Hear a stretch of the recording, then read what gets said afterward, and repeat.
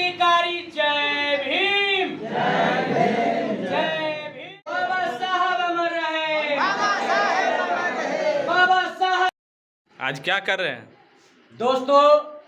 आज हम शहीद भगत सिंह जी का 116वीं जयंती परनामा गांव सरमेरा प्रखंड नालंदा जिला के अंतर्गत हम लोग हर्षोल्लास के साथ मना रहे हैं। मैं इनका कुछ जीवनी बताता हूँ। भारत की आजादी के लिए लड़ी गई लंबी लड़ाई शहीद भगत सिंह के जिक्र के बिना अधूरी है। इस महान योद्धा का जन्म 28 सितंबर 1907 को लायलपुर जिला के गांव बंगा मौजूदा पाकिस्तान में हुआ था। क्या कर रहे हैं यहाँ पे? आज हम यहाँ बहुजन महापंचायत के लिए प्लानिंग करने के लिए आए हैं। मेरा नाम हुआ रंजीत कुमार चौधरी। कहाँ से हैं? मैं भीम आर्मी भारत एकता मिशन सह आजाद समाज पार्टी कांसीराम संविधान रक्षक बिहार प्रदेश सचिव। यहाँ मैं अपने बहुजनों को दुख सुख देखने के लिए और अच्छा भविष्य की ओर जाने के लिए यहाँ बहुजन महापंचायत के लिए यहाँ आमंत्रण कर रहे हैं कि आप लोग यहाँ करवाइए। तो आप लोग बताइए, आप लोग बहुजन महापंचायत करवाने के लिए तैयार हैं? जिसमें हम लोगों को हक और अधिकार के बारे में जानना है, तब ना हम लोगों को बाल बच्चा आगे बढ़ेगा। आप लोगों को विचार करना है। जो हमारे बाबा साहब ने कहे हैं कि शिक्षा वो शेरनी का दूध है, जिन्होंने जितना शिक्षा ग्रहण किया मानो शेरनी का दूध पिया, वो दहाड़ेगा। क्योंकि शिक्षा के बदौलत जिंदगी अधूरी है। जिस घर में एक बेटी पढ़ गई, समझ लीजिए कि 7 पीढ़ी तर गई। इसीलिए बेटी को पढ़ाना है और बेटा को समझाना है, तब ये हमारा देश आगे की ओर जाएगा। इसके लिए हम लोगों को विचार करना है। सरकार का जिम्मेवारी है जनता को शिक्षा फ्री देना, स्वास्थ्य फ्री देना, रोजगार फ्री देना, राशन फ्री देना, नौकरी लगाना। ये सरकारी संपत्ति जो है हमारे पूर्वज का अर्जा हुआ संपत्ति है।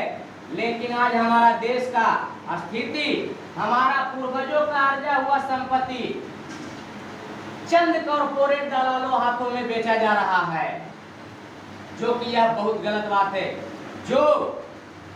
जो माता पिता का संपत्ति बचा करके रखते, उस बेटा को सपूत कहते हैं। और जो बुढ़ा दे बाप दादा की धन संपत्ति, उसे कपूत कहते हैं। ये नरेंद्र मोदी ने देश को बर्बाद कर दिया है। आप लोगों को विचार करना है। हमारे बाबा साहब का कहना है, तलवा चाटने वाला नेता कभी हुक्मरान नहीं बनता और गुलामी करने वाला नेता कभी बादशाह नहीं। अंधविश्वास, पाखंडवाद, रूढ़िवादी के बारे में जगाने के लिए आए हैं। अच्छा। मेरा नाम हुआ रंजीत कुमार चौधरी, भीम आर्मी आजाद समाज पार्टी बिहार राज्य प्रदेश सचिव। मैं बताता हूं आप लोगों को। क्या बताने आए हैं? मैं यहाँ अंधविश्वास के विरुद्ध जगाने के लिए आए हैं।